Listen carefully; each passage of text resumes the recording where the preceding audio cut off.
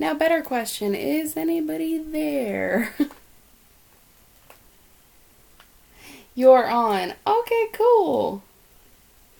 Yay. That's weird because it tells me I have 0 viewers, but people are talking to me. Okay, so hi guys. I'm hoping that my audio settings saved from last time, so you guys should be able to hear me. Hello. So fingers crossed that it's going to work just as well as it did last time. Sorry I'm a little bit late. I had to take my son to Boy Scouts and it took way longer than it was supposed to be, but I'm here now.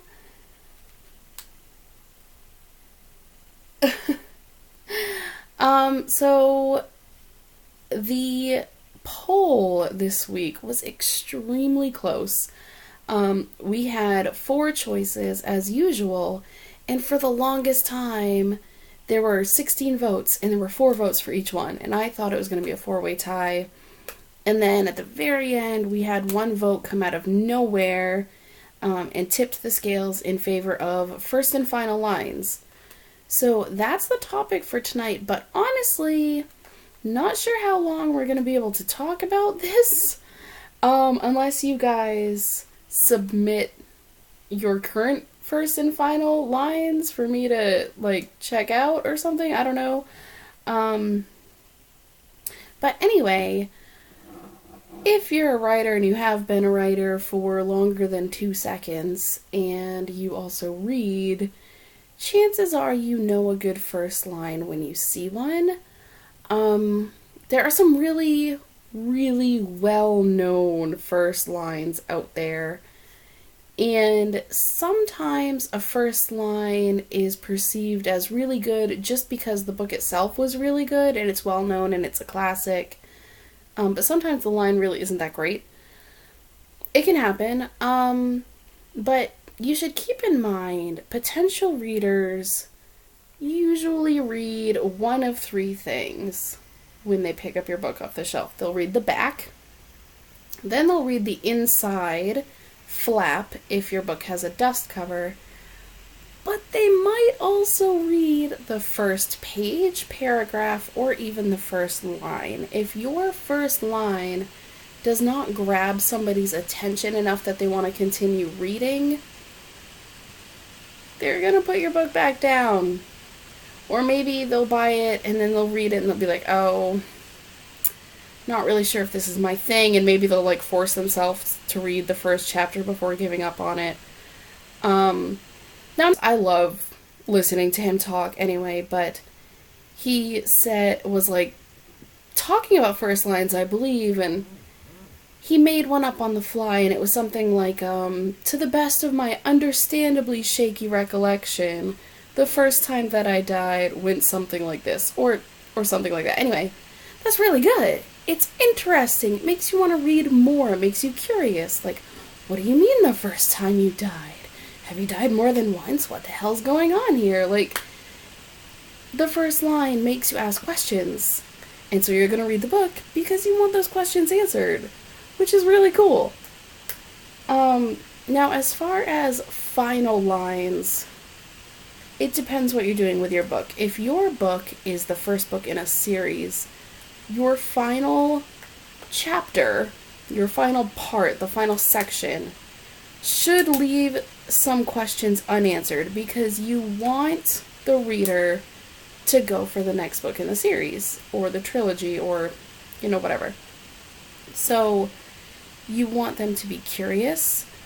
You want them to want to know what happens next. Now, obviously, if you only have the one book, if it's a standalone novel or something like that, you do want to wrap up most of the issues of the book. Depending on what sort of writer you are, you may leave a couple smaller questions unanswered on purpose. I do that. I'm guilty. I do it. But anyway, Your final line should be something impactful, for lack of a better word.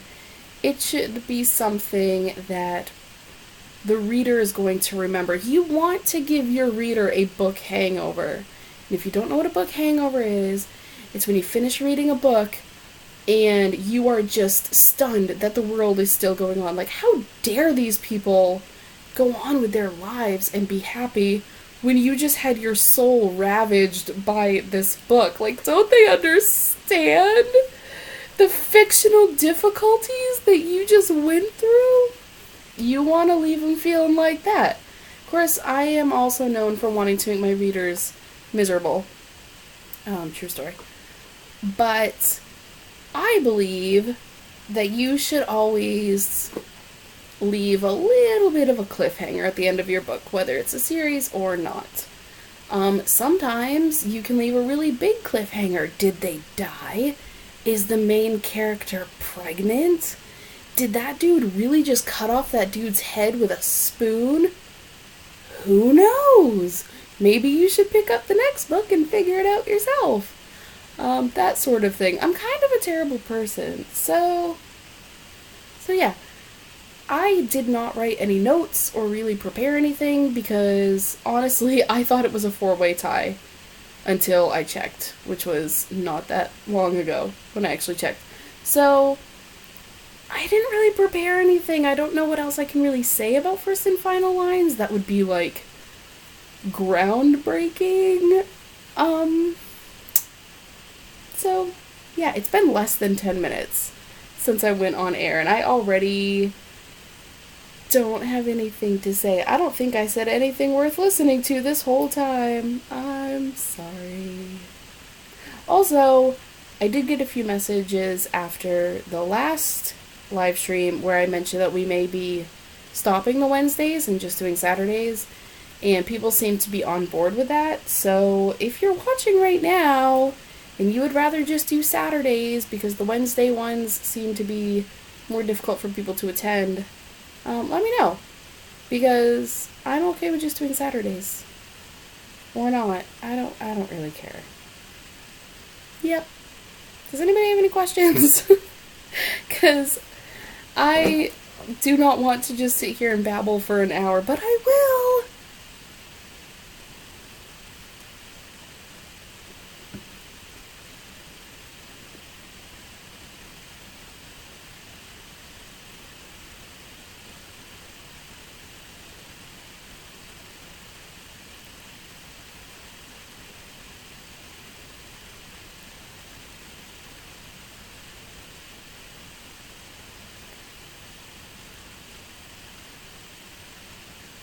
No questions? It doesn't have to be about first and final lines.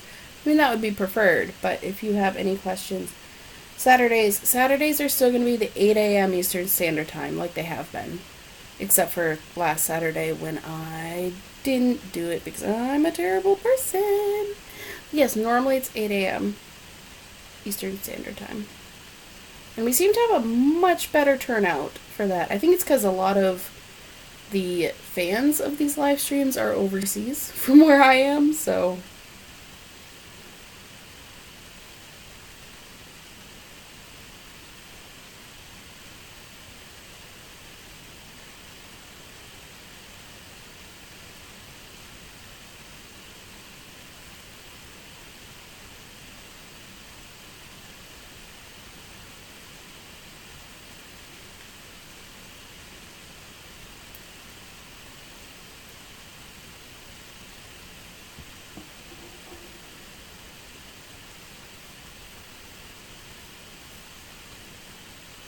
Writers with hangovers. I'm always hungover.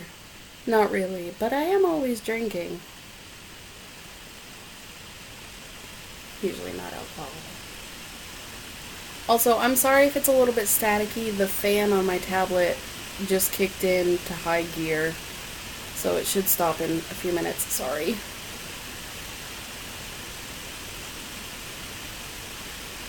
Okay, here's a first line question from Ayla.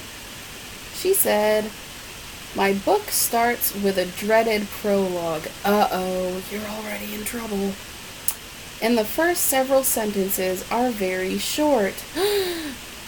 Do you usually find that a good or bad thing?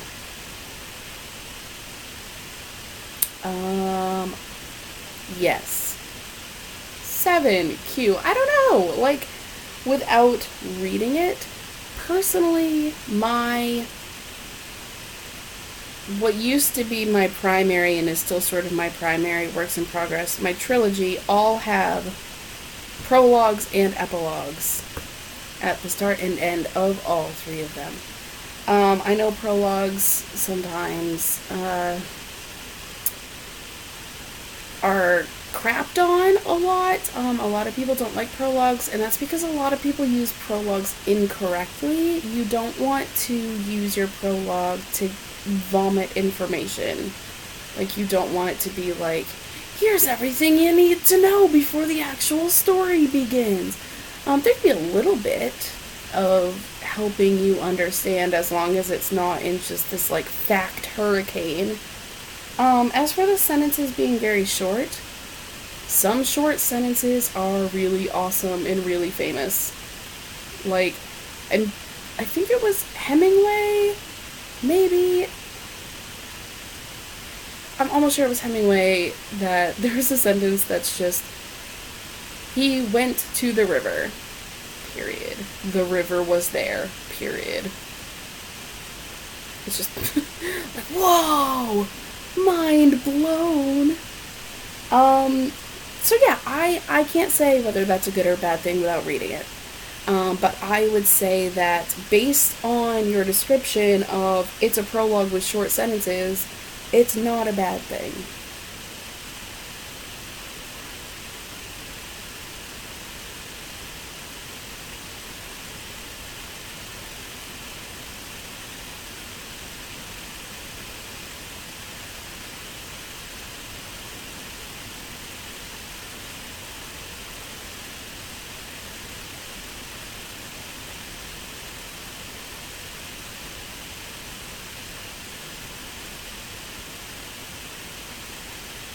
She said they're short because she's panicking. I'm assuming that she is the main character. And people generally don't think in long, flowy sentences when panicked. True. So I'm assuming that this is written from a first-person perspective, which of course is going to change your sentence structure, because when you're more focused on the internal thoughts of somebody, especially if they're in a situation where adrenaline is flowing, i.e. panic, then yeah, they are going to be short. And maybe they're panicked. I don't know why they're panicked. I'm just going to pretend it's because they're about to die. They're about to be killed by some mass murdering psycho. Because that's what would be happening if I was writing a first-person story when somebody's panicking. So, assuming that they're about to get stabbed in the face, maybe the first sentence is something like, I'm about to die. That would make me interested. I would read more. I'm not saying that's what it has to be. Just yeah, you're good. Just run with it.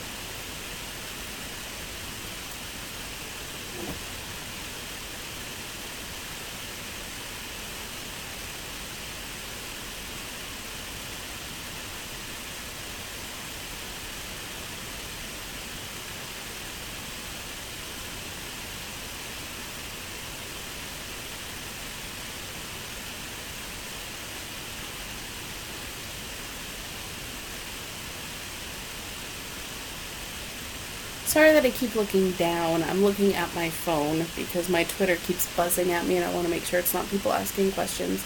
Because sometimes for some reason people have a hard time with the chat feature on YouTube. I'm not quite sure why that is, but I just like to make sure.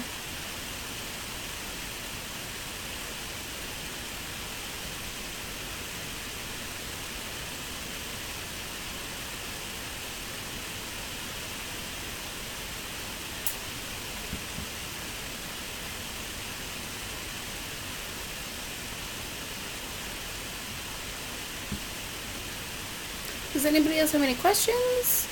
Comments? Anythings?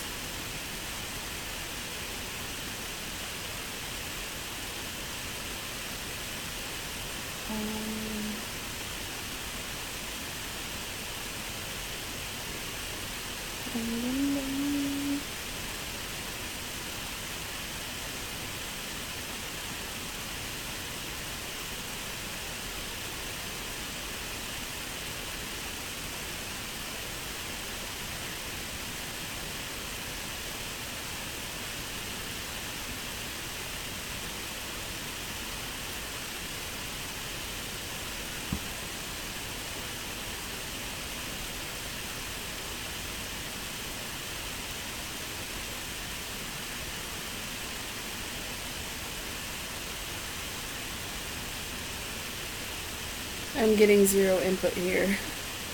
I think that this topic was not a super helpful one. What else did we have that almost won? Let's see. I don't even remember.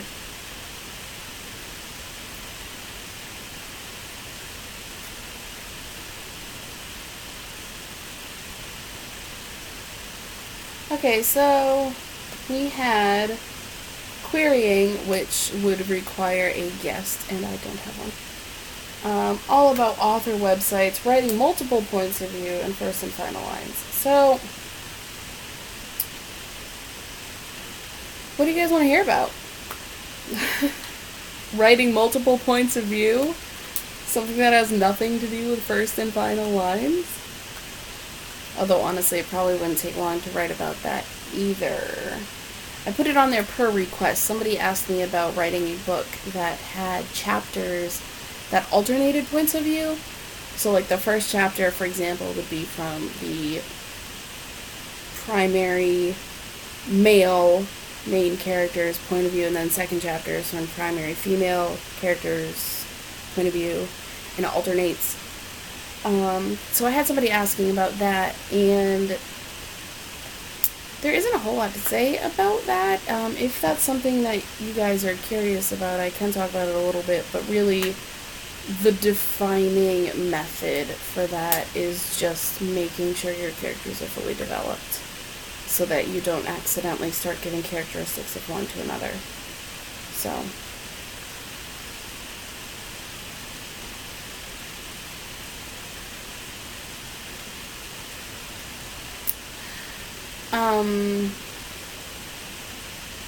yep.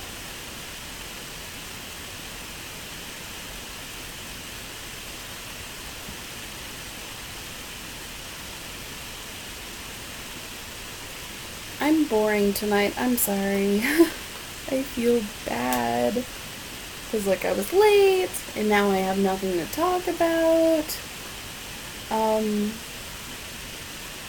Saturdays are easier. It's easier for me to get guests on Saturdays, and we also have bigger attendance, so there are more people asking questions. So I think I'm answering my own question in saying that we should probably restrict these to Saturdays only, instead of doing Wednesdays and Saturdays. Like, unless that's a major problem for somebody. But I don't think we've ever had a guest on a Wednesday who could not make a Saturday. Whereas we do have guests on Saturdays that can't make Wednesdays. So, you know.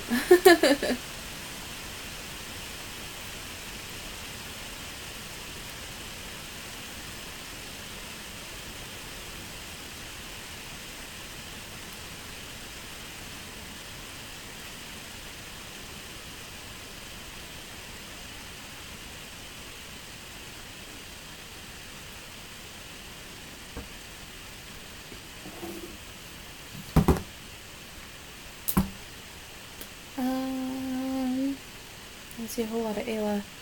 Quentin, or is it Quentin? I think it's Quentin. Mr. Q has not said anything in a while. Do you have any questions? Comments? It doesn't have to be about first and final lines. It doesn't even have to be about writing. Like, at this point, I'll just answer any question. I don't even care. Or I'll just say bye. Like, if you guys are like, hey, we've had enough of your shit, so just get off camera. I'll be like, okay, bye, sorry. Forgive me for existing.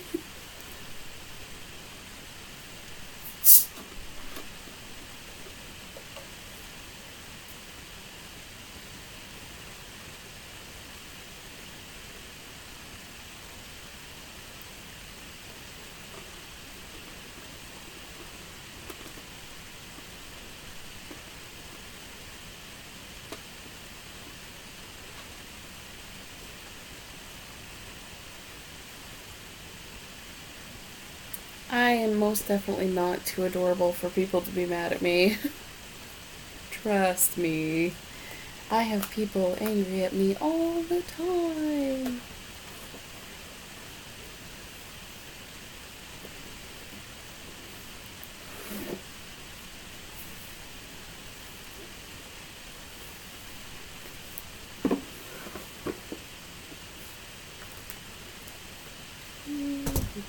Ooh, sorry. I hit my tablet.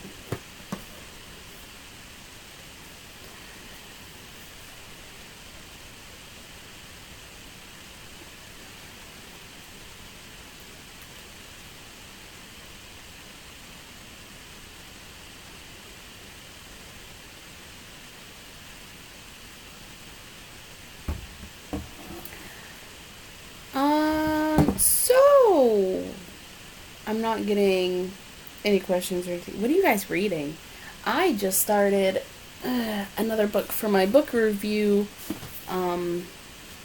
blog that I just started. I don't think I actually told you guys about that. I started a blog to do reviews of books that are in my TBR pile because it's massive. Like, I have more books officially now that I haven't read than books I have read, and I keep buying more. So I'm hoping that by forcing myself to read and review them, that I might actually get through them, maybe. So I am reading Speak to the Devil by Dave Duncan. And Dave Duncan, if you have not seen me before, because I've been asked this a few times, but Dave Duncan is the author of my favorite book. So I'm really excited to read something by him that I haven't read yet, and it's fairly small. See, it's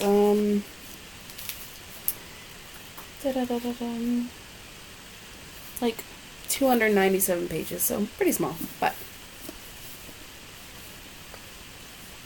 this face mask is starting to burn, so I must wash it off. Yeah, probably a good idea. Bye! Take care of your skin, people.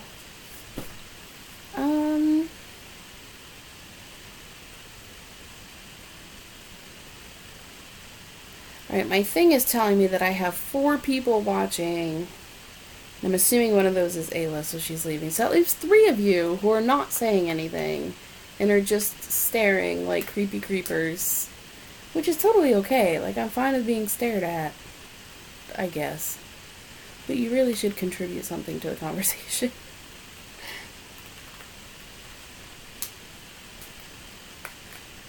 It has been 24 minutes, according to my little county-do. So if nobody says anything by the time it's been like 30 minutes, actually probably not that long. I'm not that patient. But hum-be-dum. I have nothing to talk about.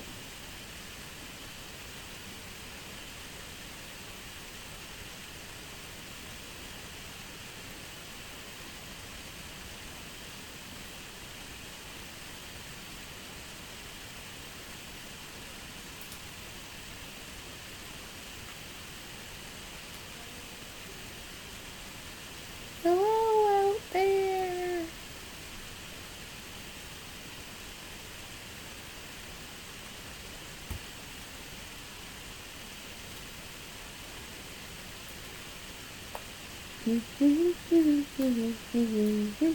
I feel useless because I'm not doing anything. I should just like give random writing tips. Let's see. Random writing tip number 1. Don't edit your novel when you're drunk, because it will get worse, if possible. Which is saying something, because first drafts are usually garbage. No, they're always garbage. They're always garbage. Random writing tip number 2.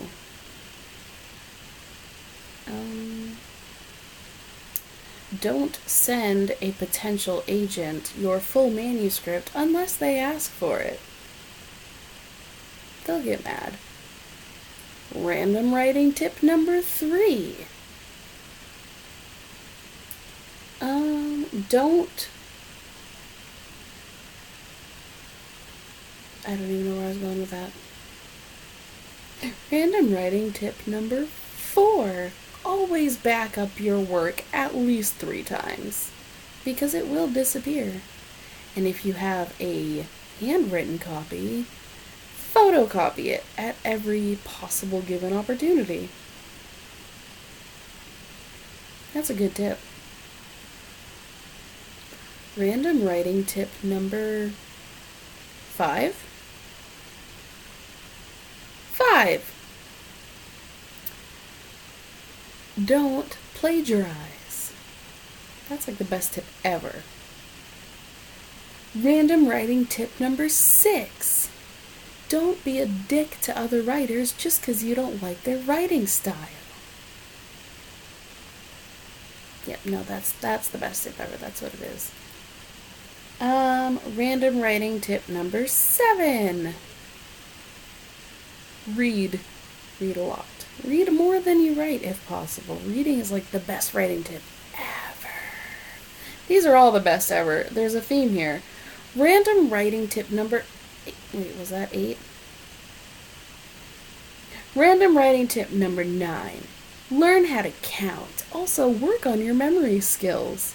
Random writing tip number 10. Talk to yourself as much as possible because it's probably the only human interaction you're going to get because you are a writer, which means you're an introverted hermit person. Usually. I still have nobody talking to me.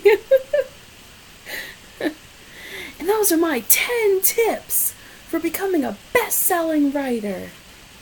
For only $19.99 plus $49.99 shipping and handling, I will send you my other 5 tips guaranteed to make you a New York Times bestseller in only 2 weeks. Call now. 1-800 Not a Real Infomercial. That's 1-800 Not a Real Infomercial. Must be 18 years of age or older to call. Call now. I should not be left to my own devices to entertain myself.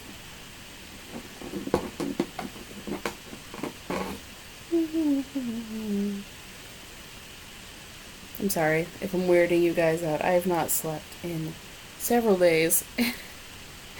And I think it's starting to show a little bit.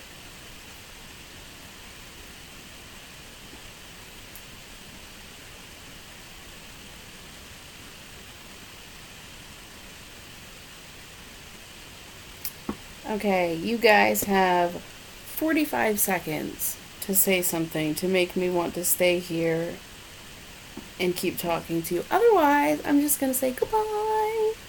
Because it will have officially been 30 minutes, and like 15 of those have been spent not discussing the topic, which I do feel bad about, but I will do my best to have better, more talk-about-able topics for Saturday, and I will post that poll tomorrow. So you guys can choose what we're talking about Saturday morning. Yay! 7, 6, 5, 4, 3, 2, 1. And it has been 30 minutes. Okay. I'm calling it a night. And yep. I hope you guys enjoyed this. And if you did, you're weird, which means we should be friends. So we're friends now. And yeah, that's it. That's all I've got. I'm so sorry. Bye, guys. Maybe. Here we go.